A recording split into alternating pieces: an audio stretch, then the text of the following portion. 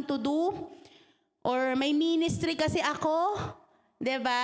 Then we lose the power if we do that. Dapat ang ating main priority when we come to church, Lord, I want to experience you. I want to know you more, Jesus. Amen? Sabi mo sa katabi mo, listen. Amen? Yung mga gagawin natin mamaya, kalimutan mo muna, o gagawin mo bukas. Amen? We are here to eat, to feed our spirit. Amen? So wag nating sayangin yung feast na binibigay sa atin ng Panginoon. Praise God. So, ang topic po natin is Jesus, the author and perfecter of our faith. Sabihin nga natin, faith. Ang hina naman, faith. Kasi yung iba naka earphones, nakikinig sa translation. So, Ate Norika, gambate ko dasay. Amen. So, our verse is Hebrews 12, verse 2. Sabi po dyan, fixing or looking unto Jesus, the author and the finisher of our faith, for the joy that was set before him endured the cross, despising the shame, and has sat down at the right hand of the throne of God. Yung sa version po na meron ako, sorry po, author and perfecter po ang nasa version ko. So, before I continue, let us pray. Thank you, Jesus. Lord, we recognize your presence in this place. Salamat po muli, Panginoon, na kami makarinig ng iyong salita. Samahan mo po kami, Panginoon. Ibuksan mo po ang puso namin, Lord, at anumang distraction, we rebuke it in the name of Jesus. Dalangin namin ang puso namin ay excited para matuto, excited para mabago, Panginoon. Salamat po sa araw na ito. In Jesus' name, amen and amen. So sabi po dyan, fixing our eyes on Jesus, the author and the perfecter of our faith. Ang author po means writer, nagsulat, no? So Jesus is the writer, is the author of our faith. Ang buhay, kamatayan, pagkabuhay pang muli ni Kristo ang pundasyon ng ating pananampalataya. No, yung siya ay namatay para sa atin, siya ay nagdusa para sa atin, siya ay nabuhay pang muli para sa atin, kaya tayo nagkaroon ng pananampalataya. Pinananampalatayaan na, ang hirap ng Tagalog na yun ha, pinifaith natin. Amen, pinifaith natin na tayo ay may kaligtasan dahil kay Kristo. Amen? Nung naranasan natin at nalaman natin ang ginawa ni Lord, tumubo yung faith natin. Amen? So, writer siya ng faith mo. Sabihin nga natin, writer, author ng faith natin. And then, yung pangalawa, perfecter. Imagine siya na nagsulat, siya nagbigay. Siya ang author. Tapos, siya rin ang perfecter. Siya rin yung, ang perfecter daw, a person who completes or makes something perfect.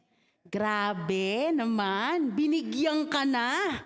Tapos siya pa ang bubuo. Siya pa ang kukumpleto. Amen? Si Kristo ang pinagmulan at si Kristo din naman ang kukumpleto ng pananampalataya mo.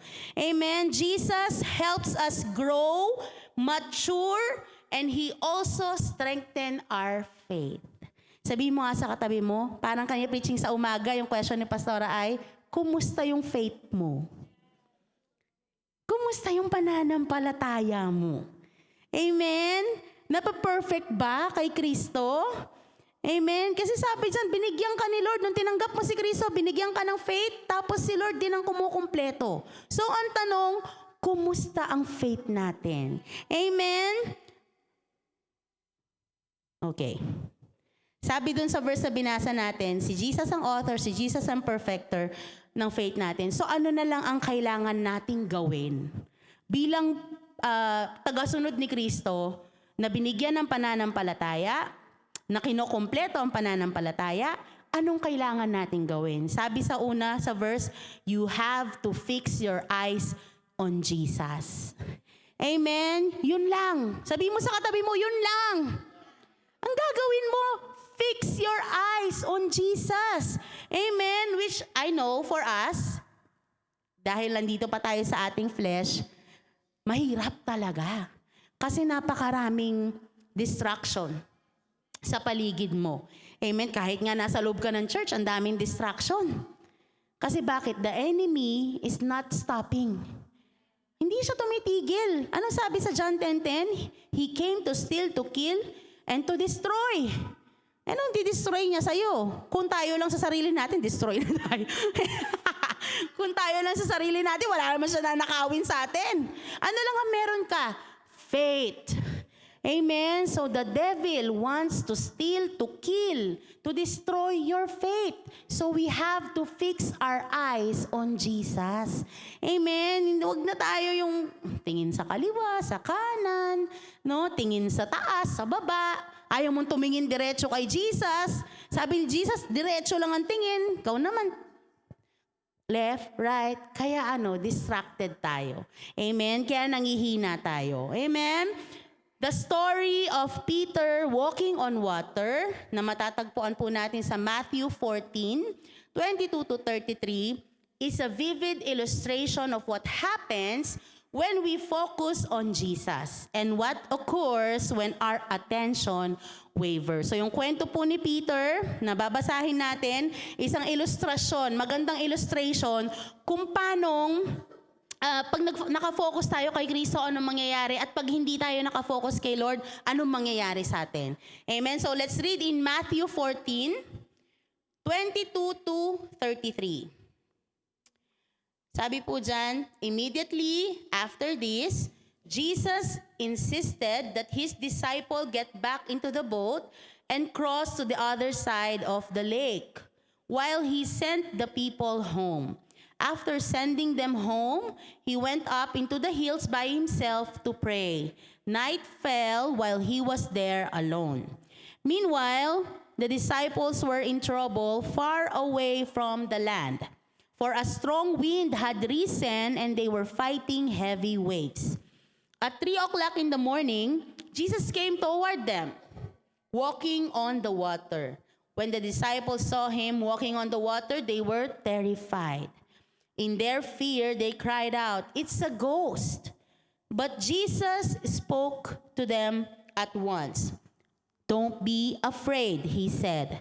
"Take courage, I am here." Then Peter called to him, "Lord, if it's really you, tell me to come to you walking on the water." "Yes, come," Jesus said. So Peter went over the side of the boat and walked on the water toward Jesus. But when he saw the strong wind and the waves, he was terrified and began to sink. "Save me, Lord," he shouted. Jesus immediately reached out and grabbed him. "You have so little faith." Jesus said, "Why did you doubt me?" When they climbed back into the boat, the wind stopped. Then the disciples worshipped him. "You really are the Son of God," they exclaimed. Amen. So this story shows the power of faith. When we keep our eyes fixed on Jesus, tulad ng instruction niya sa binasa natin kanina sa Hebrews 12:2, diba? Nakikita natin yung power ng pananampalataya. So ang story po na ito ay nangyari after magpakain nila ng 5,000, ni Jesus ng 5,000, miraculous feeding of the 5,000. So after nangyari yon, di ba meron silang natirang mga 12 baskets full. So sabi ni Jesus sa kanila, "Sige na, pumunta na kayo sa bangka at pumunta kayo sa other side, sa Sea of Galilee." So pumunta sila doon at hindi sila, when they, tayo di ba po may miracle, victory, tara, party tayo or mag-celebrate tayo. Sila, they did not celebrate. Immediately, Jesus told them, go into the boat and go into the Sea of Galilee. No? Tapos si Jesus naman went to the mountain and pray. Sinasabi ko ito kasi this is a perfect example of how life works. Kung paano ang buhay ng isang tao. 'Di ba? Maraming big changes na nangyayari sa atin. Ngayong oras na ito, pwedeng ikaw ay nagse-celebrate. Later, pwedeng iba naman ang sitwasyon mo. Hindi mo alam, in a minute, in a second, things can change immediately. Amen? Pwedeng nalaman mo sa mga youth natin, ay, pumasa ka sa school, Good news, di ba? Pumasa ako sa test ko. O kaya naman, nalaman ng mag-asawa, magkakaanak sila. O kaya naman, ay, may malaking blessing na darating. Uy, yung bangko mo may laman. Uy, gusto natin yan. Pero di ba, pwedeng in a snap, mabago ang sitwasyon. Pwedeng ngayon, masayang-masaya ka naman. May blessing na dumating. Biglang may magchat-chat sa'yo. May nangyaring ganito. So, in a second, in a minute, pwedeng mabago ang sitwasyon natin. Maraming life-changing events, whether it is positive, whether it is negative, they happen immediately. Agad-agad. We are out of control. Amen ba? Hindi natin pwedeng sabihin na, wait lang, hindi pwedeng mangyari yan ngayon. Oh, lilindol lang, wait lang naman Lord. Pwede ba next week na lang? We cannot schedule yung mga life-changing events sa atin. Di ba minsan meron kang naipon, tapos biglang may pangangailangan na mas malaki pa sa inipon mo. Di ba? So, yung mga bagay na yon na nararanasan natin, it shakens us. It's either sobrang saya mo or it's either sobrang lungkot ng event na mangyayari sa buhay mo. So, hindi natin control iyon. Amen? Imagine sa story na binasa natin, after gumawa ng miracle ni Lord, after magpakain ng 5,000, sabi nga nila, hindi lang 5,000 yun kasi hindi bilang ang babae at mga bata Lalaki lang yun, siguro ilang libo pa yun, mahigit. Diba? After mag-feed mula dun sa 2 fish and 5 loaves of bread, nung sila'y nasa boat at bumabagyo, biglang, ano nangyayari sa atin? Baka matay na ba tayo? Takot na takot sila. Nakalimutan na agad nila yung ginawa ni Jesus na mga miracle. Di ba? Minsan ganun tayo, no? Kakabless lang sa'yo ni Lord. Laki ng blessing. Pagdating ng isang problema, shaken ka na agad. Takot na tayo agad, no? So, ganun ang buhay natin. Masyadong complicated. Di ba? Masyadong maraming event na nangyayari sa atin. It doesn't matter whether you're young or you are a young pro or anumang edad mo. It doesn't matter. Yung life events, nangyayari yan sa atin. Amen? Maganda, pangit, medyo-medyo, ganyan. Nangyayari yan lahat sa atin. Kaya kailangan nakafocus tayo kay Lord. Kailangan nakafix yung mata mo sa Panginoon. So mula sa story na yon, I have 3 things that I want to share. Okay? Okay, maga pa. Okay, number 1. Keep focusing. Can you tell your neighbor, keep focusing. Okay, when Peter asked Jesus if he can come to him, he was able to walk on water. Nung si Peter, nakita niya nung una nga pinagkamalan pa nilang, ay multo, may multo. Imagine, nakasama nila si Jesus sa mga miracle. Nakasama nila ng ilang araw na gumagawa si Jesus ng mga miracle. Tapos naglalakad si Jesus sa water, ang sabi nila, ay multo. Minsan ganyan tayo, di ba? Sa sitwasyon natin, hindi natin ma-recognize si Jesus. No? Nung naglalakad si Jesus at na-recognize na ni Peter si Jesus, sabi niya, Lord, let me come to you. Hayaan mo maglakad ako, kasama ka. By faith, by looking unto Jesus, he began walking on water. Nung nakafix ang mata niya kay Kristo, talaga namang nakalakad siya sa tubig. Amen. Tayo, hindi tayo nakakalakad sa tubig bahalang. Di ba? Si Peter, nagawa niyang maglakad sa tubig, katulad ni Jesus, nung nakafix ang mata niya kay Jesus. Amen? But when the strong winds came, immediately he began drowning. Nung nakita niya na ang lakas ng hangin, ang lakas ng waves. Ano ba to, Lord? Paano pa ako dederecho? Ang daming nangyayari, baka malunod ako. At nalulunod nga siya. Amen? Nung tinanggal niya na ang kanyang paningin kay Jesus, tumingin na siya sa sitwasyon, tumingin na siya sa tubig, tumingin na siya sa hangin, naramdaman niya na lahat yan. Nag-umpisa siyang lumubog.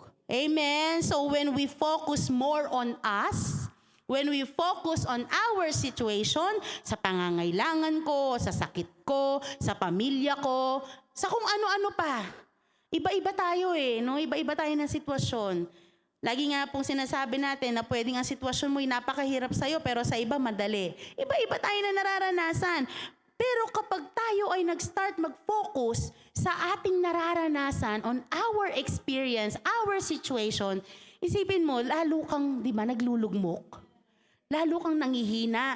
Lalo kang nawawalan. Lalo kang nalulungkot.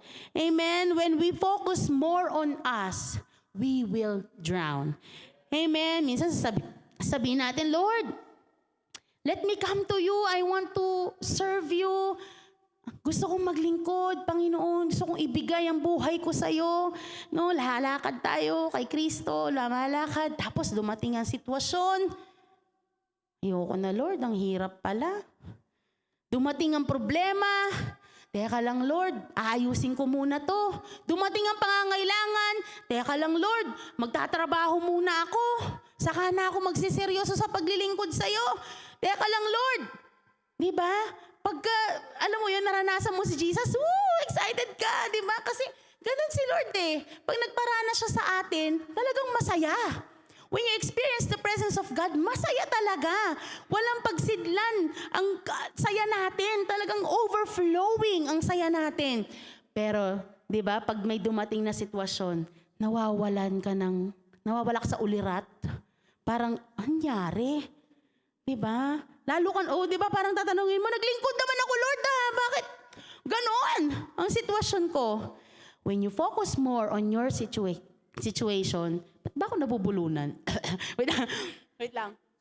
When you focus more on your situation, lalo kang nangihina, di ba? Laki niya, Pastor. Thank you po.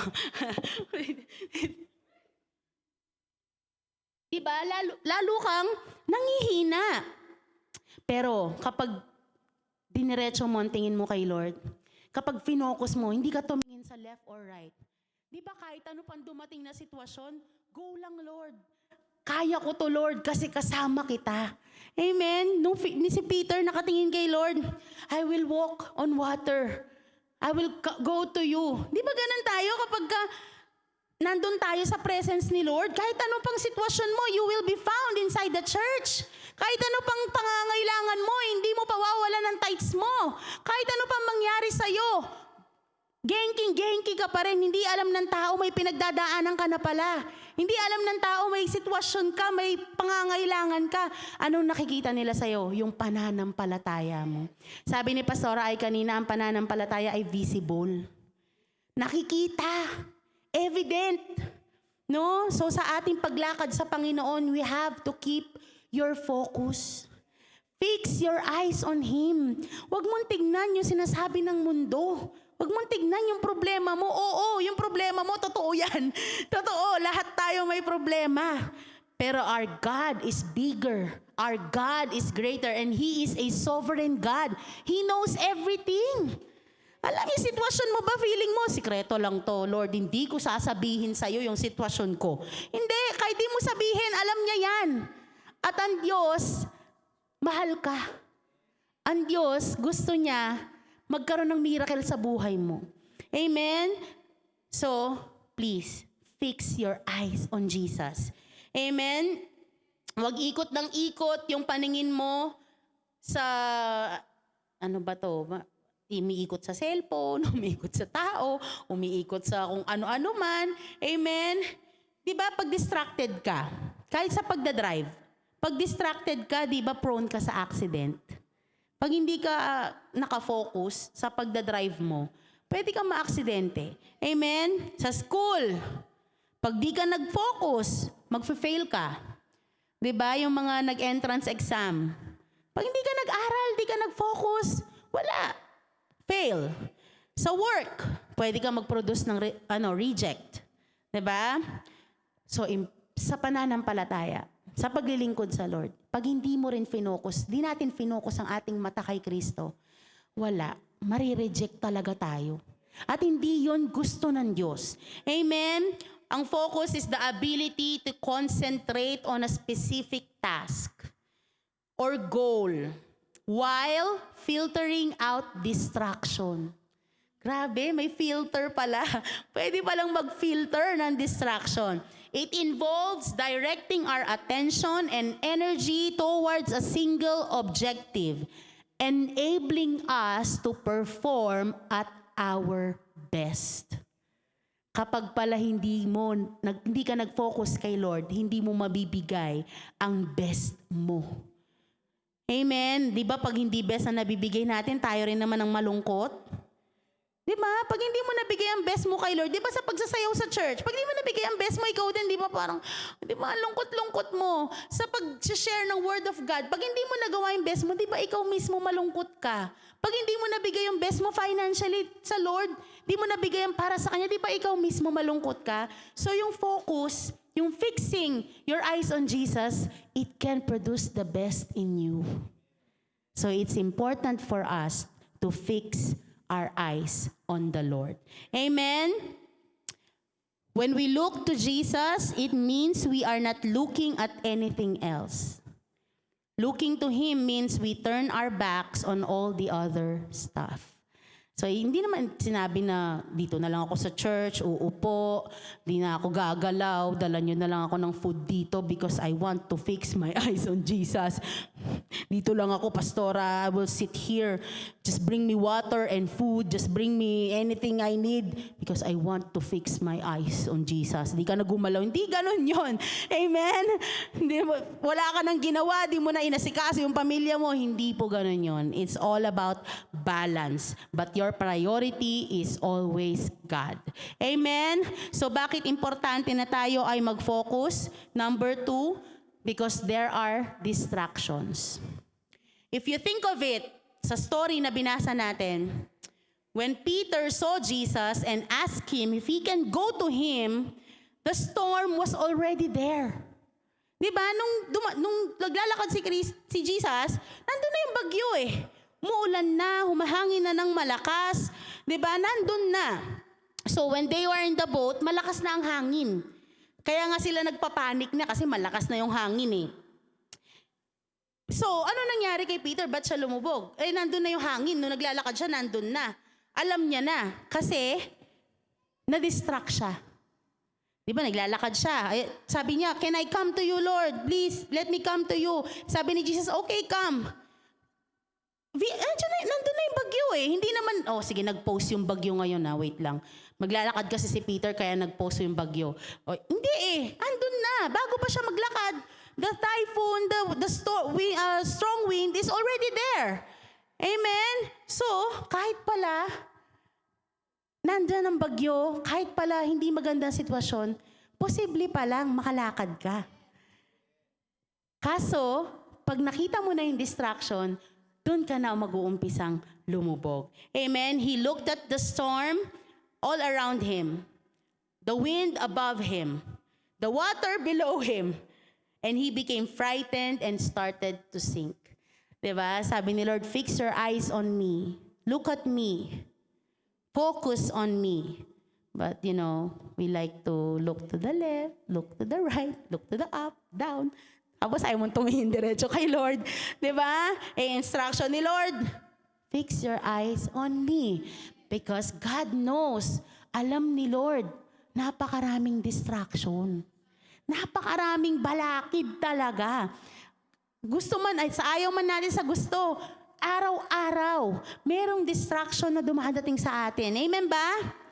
Araw-araw yan. Kaya sabi ni Lord, nagpapaalala siya na tumingin ka lang sa akin para kahit na nandyan ang bagyo, nandyan ang malakas na wave, no?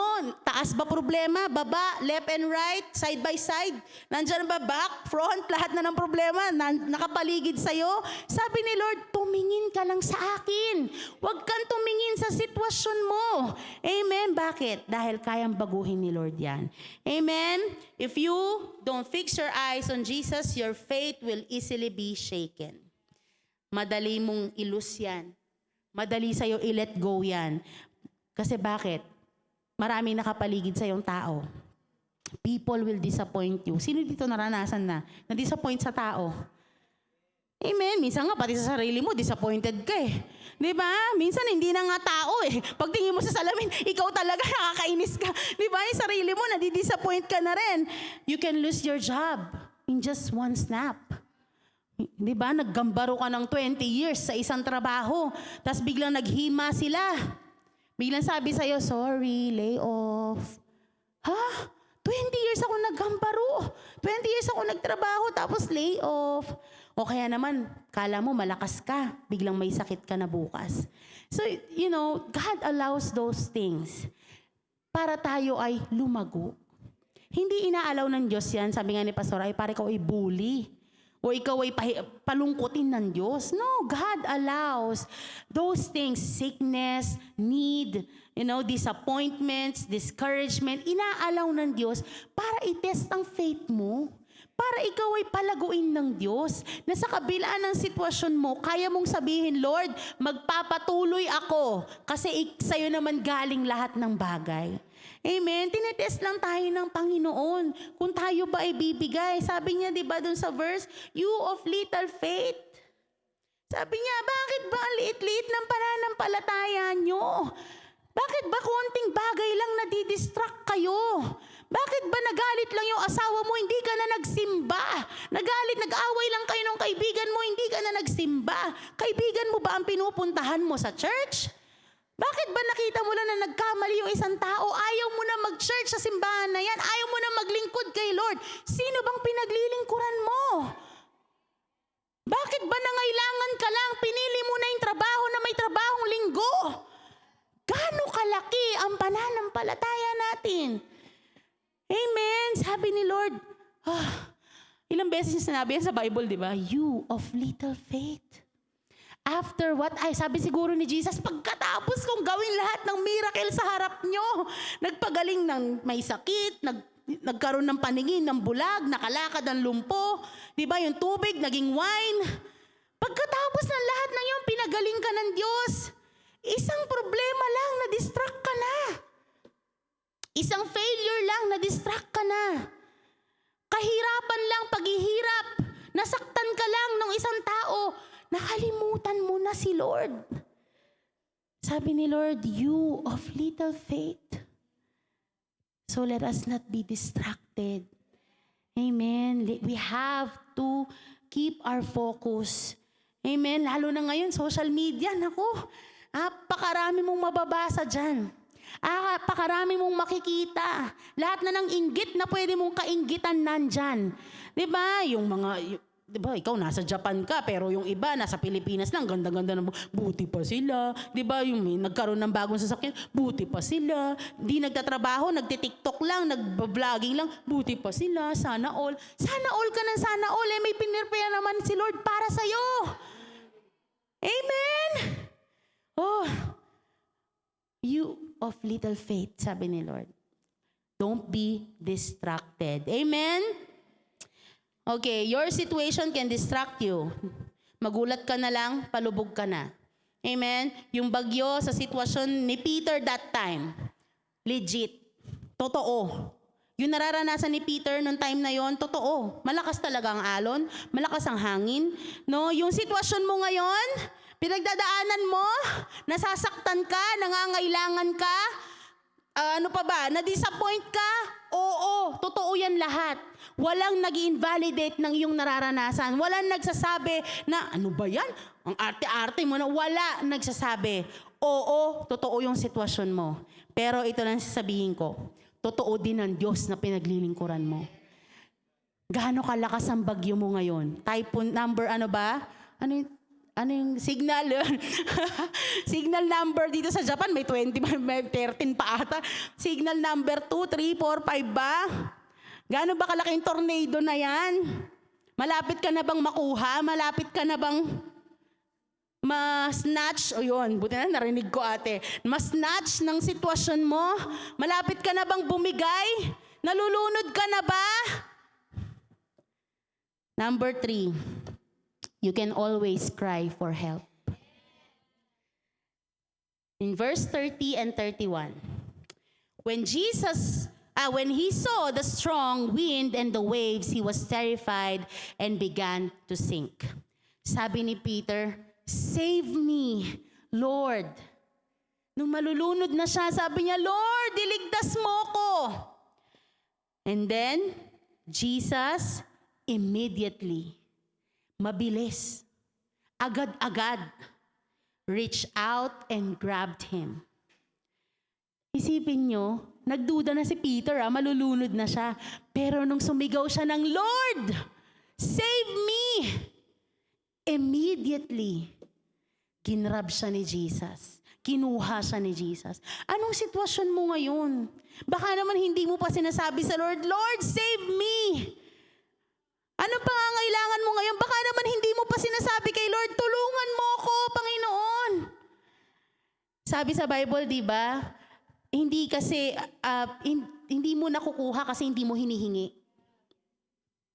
Minsan hingi tayo ng help sa ibang tao. Diba? Help friend, help mo naman ako. Darling, low budget na tayo kasi, diba? Magtrabaho ka ng mga 24 hours para magkaroon tayo. Diba? O kaya naman, darling, may kailangan tayo. Huwag ka munang umuwi, maghanap ka ng trabaho. O kaya, boss, diba? We run after people. We run after them, asking them to save us. People cannot even save themselves. Maging tayo, hindi natin kaya iligtas ang sarili natin. Paano kayo hingi ng tulong sa tao? Si Peter, sabi niya, Lord, save me. Lord, help me. When is the last time you asked the Lord to save you? Really save you? Hindi lang yung ngayon Minsan kasi ang save na gusto natin, yung sitwasyon mo lang ngayon. Pero yung matagal mo nang nararanasan, ayaw mong hingin sa Diyos. Hinihingi mo lang ngayon, Lord, save mo ako, may bayarin ako sa katapusan. Yung naranasan mo noon na ayaw mo let go, ayaw mo i-save ka ni Lord. Kaya yung pag-ahon sa pagkalunod, putyo-putyo lang din. Save ka ngayon, next month, ayan na naman ulit yung sitwasyon mo. Kasi bakit hindi mo totoong hiningi sa Lord na iligtas ka ng buo? Kunin ka niya ng buo doon. Binibigay mo lang yung daliri mo, Lord, eto lang muna. Kasi hindi mo kaya mag-commit, di ba? Preaching ni Pastor Rael last Wednesday, commitment. Ayaw mo kasing ibigay ng buo, kaya ayaw mo humingi ng buo.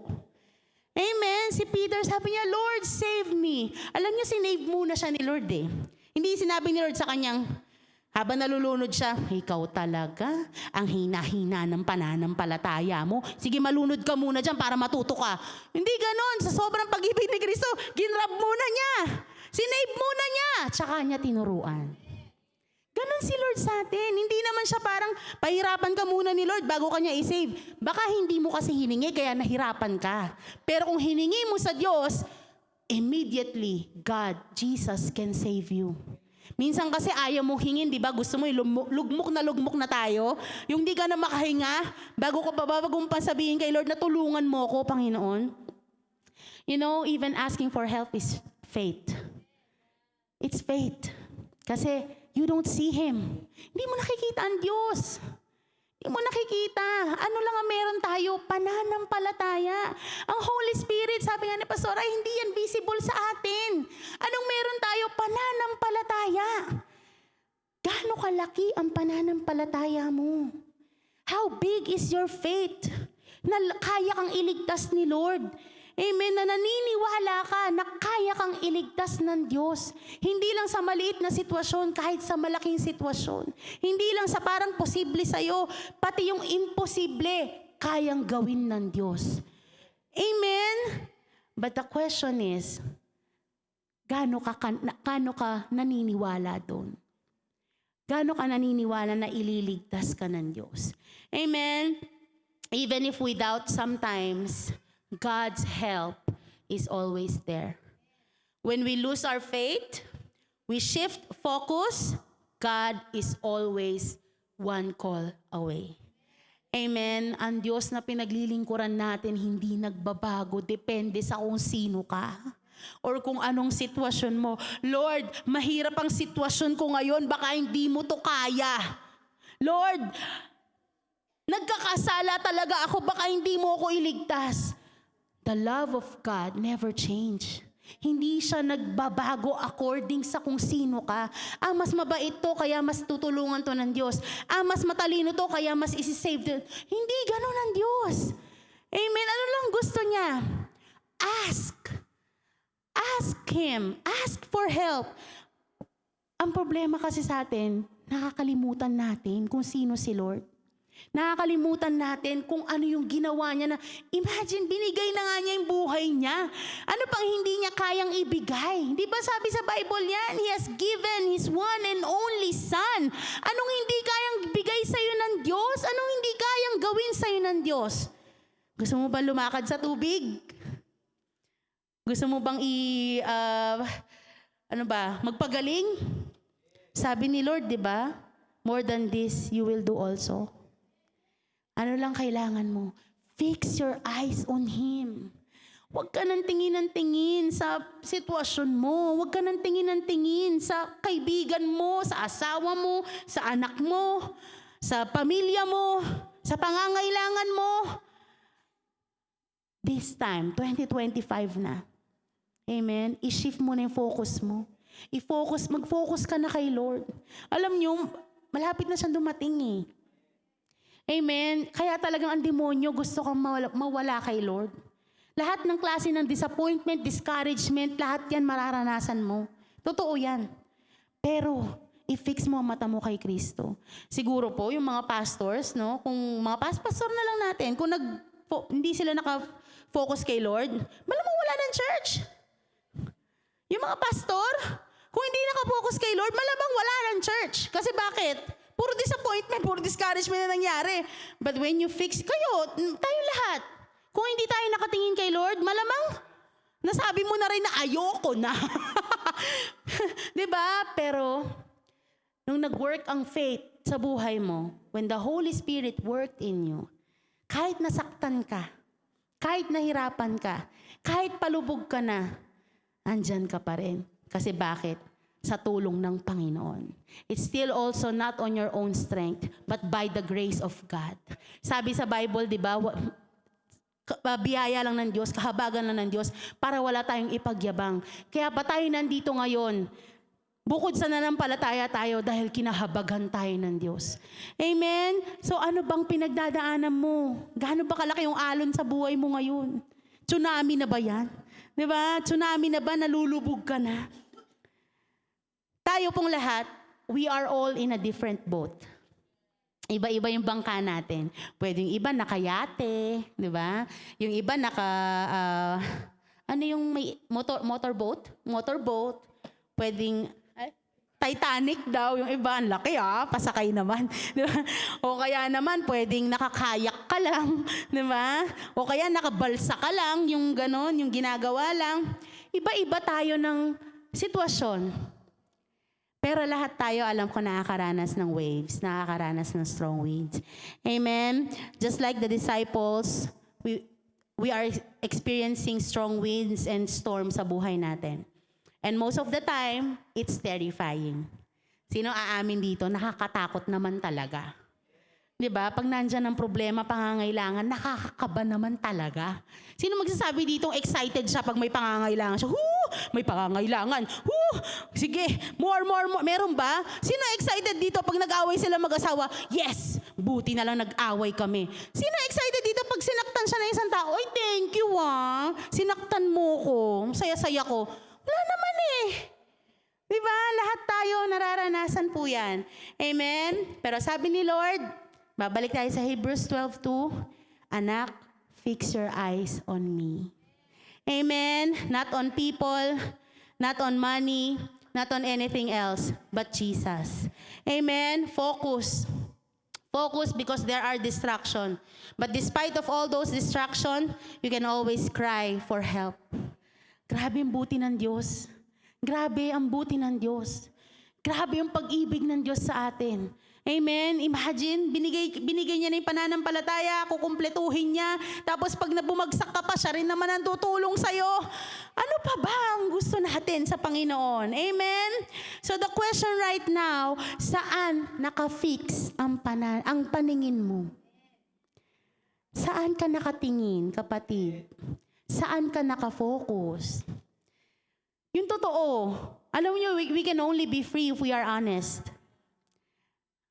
Sabi ko nga kanina, minsan binibigay mo lang kay Lord, 'di ba, yung little bit of your faith, 'di ba? Konti lang, Lord, kasi mahirap 'Di ba? So, saan tayo nakatingin ngayon? ngayong time na to, ngayong oras na to, bago ka pumunta sa church, or yung buong linggo mo, saan nakafocus? Saan ka nakafocus? Saan ka nakatingin? Nasaan ang faith mo? Amen? Natatakot ka ba dahil parang, Lord, parang mababa yung faith ko eh. Hindi pa umabot sa 50%. Di ba? Minsan ganun, di ba? Natatakot tayo kasi baka feeling natin ang liit-liit ng faith natin. Hindi worthy para sa ginawa ni Lord. Well, I'm telling you, huwag kang mag-alala. Kasi yung nagsulat, yung author, yung perfecter, si Lord. Siya rin ang magpapalago ng pananampalataya natin.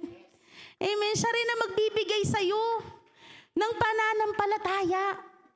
Kaya hindi mo kailangan matakot. Buti pa yung mga pastors, di ba? Meron na silang faith. O kaya yung mga leaders ng church, may faith na. O kaya si kapatid, may faith na ako. Apakaliit ng faith ko. Well, pare-pareho lang tayo. Pare-pareho lang tayong nananampalataya. Pare-pareho lang tayong nai-struggle. Pare-pareho lang tayong nahihirapan. Amen? Pare-pareho lang na meron tayong dagat na dinadaanan na malalim. Pero ang sikreto, ulitin natin, sinabi na ni Lord, fix your eyes on Him. Amen? If your faith is lacking, ask the Lord. Pag kulang pa yung faith ko, Lord, hingin mo sa Diyos. Sabi niya, di ba? Ask and you shall receive. Seek and you shall find. Grabe, may sagot na lahat si Lord sa mga agam-agam natin. Amen? May sagot na agad si Lord sa mga doubt mo. Di ba? We just need to be serious about God. Kasi focus, di ba? Sabi ko kanina, parang hinahawi mo lahat ng distraction at nakafocus ka lang. Hindi ka tumitingin sa left and right. Kailangan seryoso ka. Ang isang taong nakafocus, seryoso. Di ba? Minsan, di ba, pag nakafix ang mata mo, tas may dumaan, di mo nga napansin eh. Pag nakatingin ka sa isang bagay, tas dumaan yung kunyari asawa mo, di mo nga napansin na nandyan na siya eh. Pag sobrang focus mo, pero di ba kapag distracted ka, lahat nakita mo? Kahit yung alikabok dun sa nakita mo, pag hindi nakafix ang mata mo, ganon din sa Lord.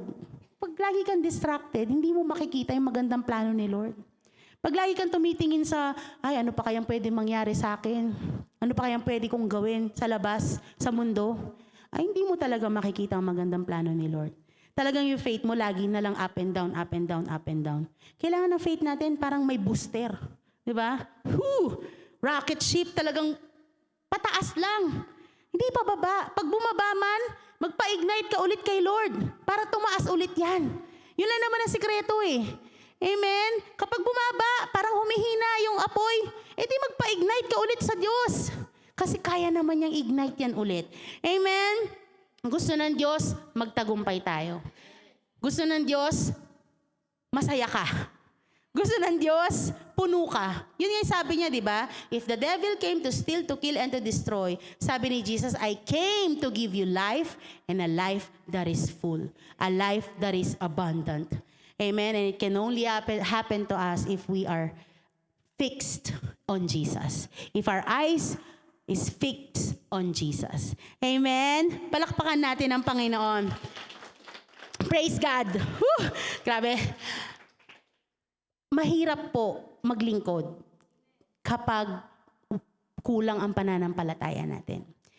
Kaya tayo nahihirapan minsan sa buhay natin. Sabi nga ng isang membro sa Matsumoto, sabi niya, Pastora, siguro kung lahat ng salita ng Diyos, sinusunod natin, grabe siguro yung superpowers natin, no? Yun talaga yung word niya, grabe siguro, no? Kasi yung mga propeta, yung mga sa Old Testament, di ba? Nakapagpaulan, nakapagpababa ng apoy, nakapagpabuhay ng patay. Di ba siguro kung sinusunod natin yung salita ni Lord, grabe siguro tayo. Kulang na lang siguro tumagos tayo sa wall. Di ba? Totoo. Amen. Kung titignan natin, yung ginawa ba before ni Lord, hindi ba natin pwedeng gawin?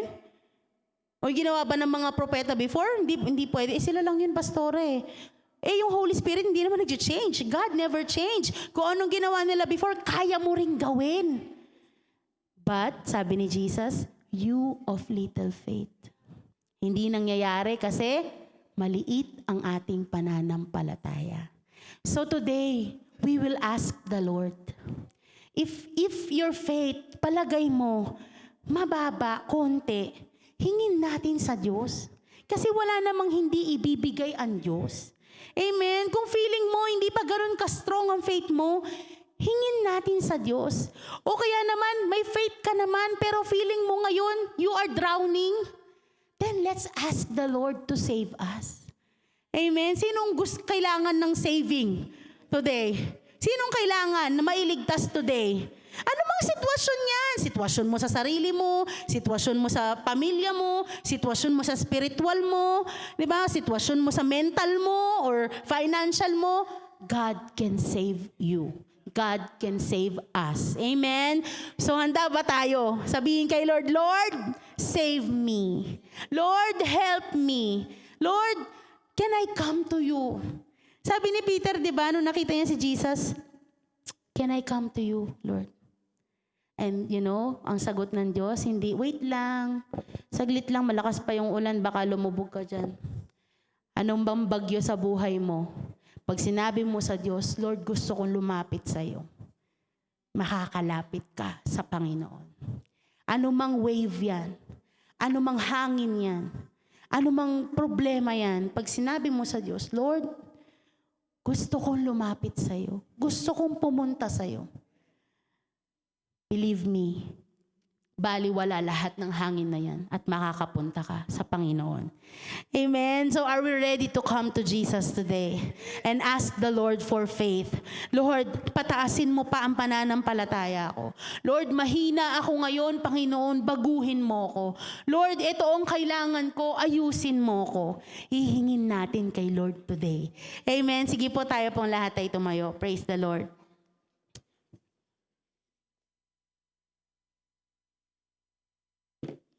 Ulitin ko po,